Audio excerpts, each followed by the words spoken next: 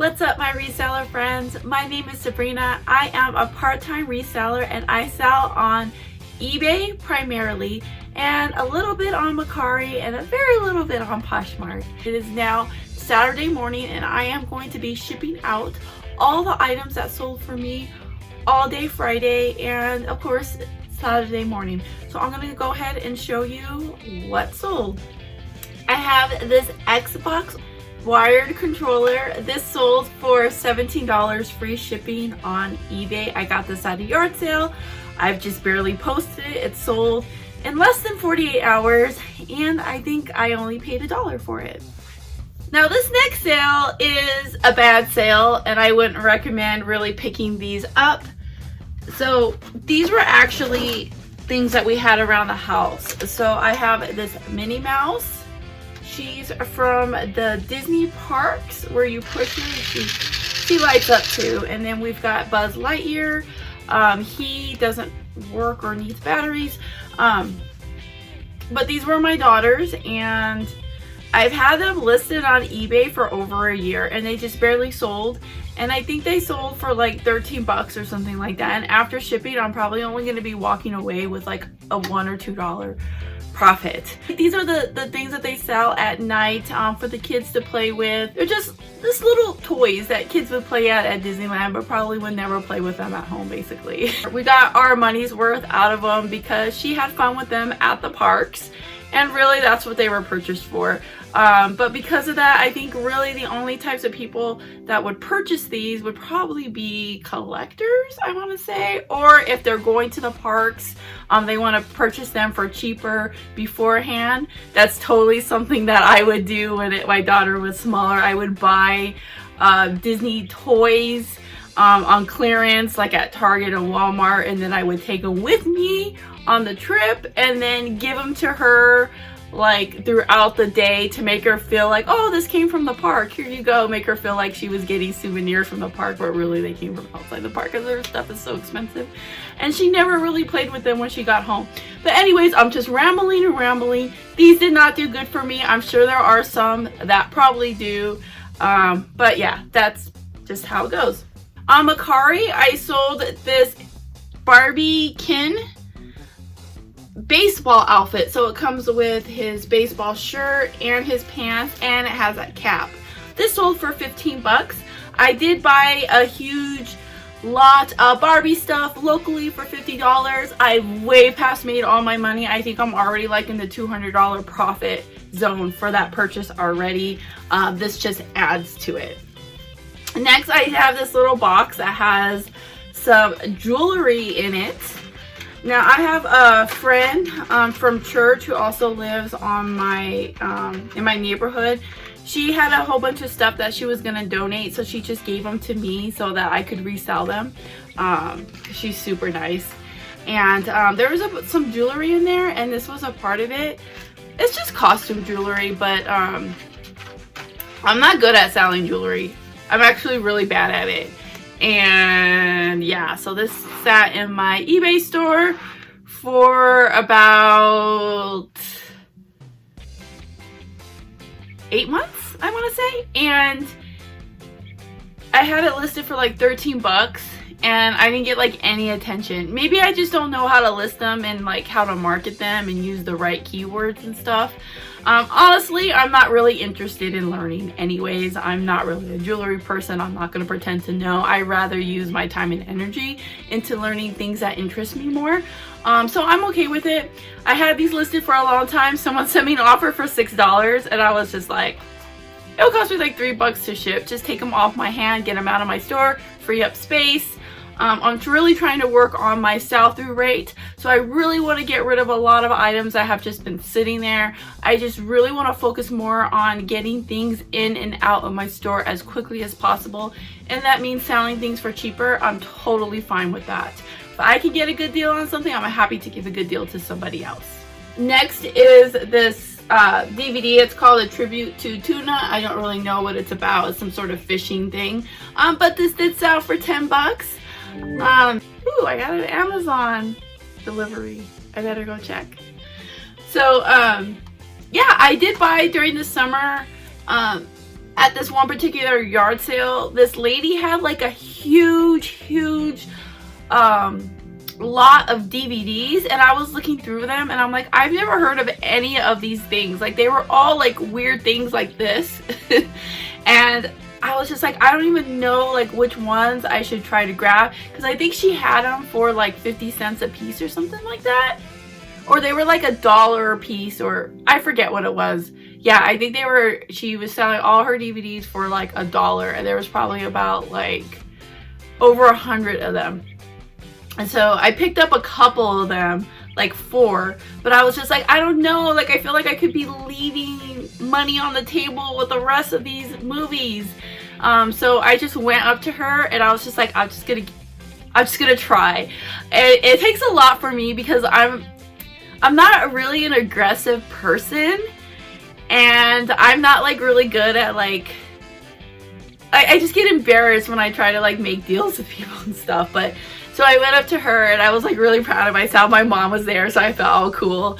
And I was like, so I can either buy these, I could buy these DVDs off you for the $1 each like you're asking, or I could give you $40 and I'll take all your DVDs. And she was like quiet for like 3 seconds, but it felt like 20 seconds. And she was like, they're yours. But it was just funny the way she did it, because I felt like it seemed like she was gonna say no, but then her reaction was like she was just so happy to take that deal. So I was like super stoked, and there were so many movies that like I had to carry a bunch of them, my mom carried a bunch of them, and then one of the ladies that was at the yard sale had to help us carry some of them. So we took them all to the car, and it like filled up my car with movies. And I had so much fun with that purchase. Like, I learned so much about so many different types of movies that I've never heard of before. TV shows, a lot of them were from like BBC, and I really made really good money off that purchase. Like, I think that 75% of all those movies are already gone. And yeah, that was a really good pickup for me, and I had a lot of fun with that one. Just wanted to share it. I think I've talked about it a couple times in some of my other videos, but I just wanted to bring it up again because it was just so much fun. And those are the types of things I live for. Like, and then that rush of when she said yes, it was just like, I'm so glad I wasn't like shy and like afraid to ask, because it's just one of those things where it's like, what's the worst thing that can happen? She'll just say sorry, you know, and then we move on. But best case scenario happened where she said yes, and she seemed totally stoked on it. I was stoked on it. All my buyers who are finding these rare DVDs that they're looking for, they're stoked on it. So it's a win for everybody. I got another DVD sale. It's a lot of children's. I think 2 of these are strawberry shortcake, and the other one is Care Bears. So I did bundle these together. Normally, if a DVD is worth under $8, I put it to the side and I try to bundle it with something else. And then normally when I put those bundles together, the way I come up with the price is I just say, okay, each movie is going to be $2 or $3. So let's, like, in this case, I had 3, and I was like, okay, these are going to be $3 each, $9. I'm just going to round it up to 10. I'm making an even 10 for the 3. So that's normally like kind of like how my mind thinks when I'm trying to come up with prices when I'm bundling movies together that aren't worth as much. I'm normally going to be trying to get about $2 to $3 per disc, including the cost of shipping. And then sometimes I'll round up $1 or $2 or round down $1 or $2. That's just how I do it. And this just goes to show that people will buy anything. I sold this little puppy in my pocket. This is just a single one. This sold for $8. And somebody needs this little piece for their collection, and I am so happy to help them find it. And this was my daughter, so she will be getting the money for it. And then I sold this Logitech gondole. It goes to a controller. I forget which one. It was either an Xbox or PlayStation controller. This little tiny piece right here that was so easy to look up because it literally just has its part number right here.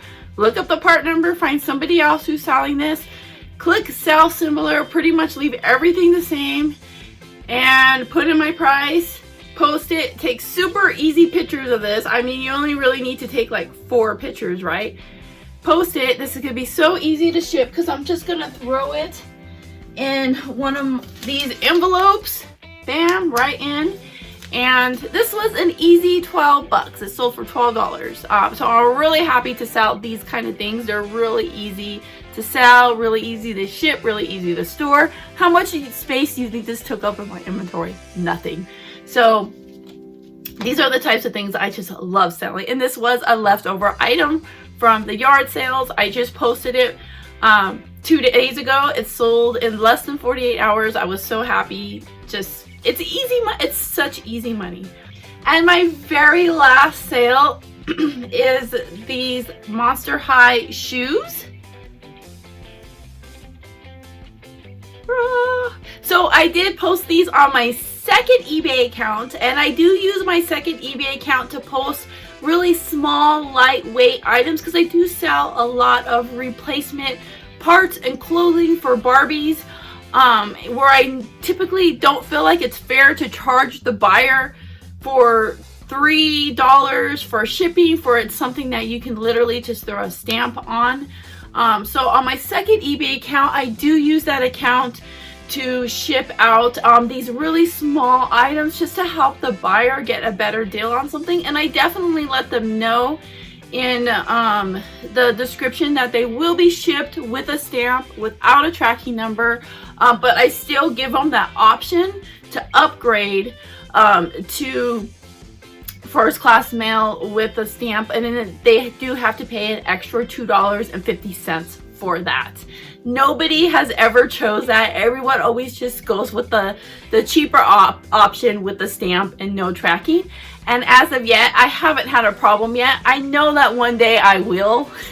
And you know what? It's just going to be a part of, you know, the risk that you take when you do this. And when it happens, I'm not going to be upset about it because I've already prepared myself mentally that it's going to happen. So yeah, even though I do realize that all these sales were very small sales, it's not a lot of money, but I will remind you, I only do this part-time. I'm really not going out and sourcing right now, and all this little extra money, it adds up. And I know that there's a lot of sellers out there that will tell you, don't sell these small items, they're a waste of your time. I do agree with them to a certain extent. I always consider my time as part of the expense of the item. So if I'm purchasing something at a thrift store for $3, like a pair of shoes, I'm purchasing them at a thrift store for $3. I know they sell for about 30 bucks. But then I have to come home and I have to clean them up. I may have to wash the laces and bleach the laces. I gotta have to clean them and whatever, and I know it's gonna take probably about 30 minutes of my time. How much is my time worth? And I add that to the cost of that item. So if it was $3, now if I'm spending a half hour of my time, I consider that about 12 bucks. You know, so I'm gonna take that $12, add it to the 3. Now we're looking at a $15 item. And that's typically how I look at it. But if you can find like really things for cheap that sell for cheap and sell fast and they're easy to post, I pick those up all day. I'll sell DVDs and CDs and Monster High shoes all day. All day. I have no problems with that. And I think that it's just really important that when you take advice from other resellers to just take it with a grain of salt and know that, you know, they mean well, they want to help you, but at the same time, really look at what works best for you and what's making you money. Make sure that you're keeping track of your time. Make sure you're keeping track of all your expenses, everything that you're putting into your business, and come out and look at it at the end of the month and look at how much money is in your bank. For me, I don't just look at shipping expense. I don't just look at eBay charges, your charge for your eBay store. I also put into consideration anything that I purchased that month for my business, such as cost of goods. All the money that I spent in purchasing new inventory, that comes out of my profits from that month. Any sort of shipping supplies that I buy, anything that I buy to try to make my business better. Like last month I had bought this this blanket for taking pictures, this like white blanket, that comes out of my profits.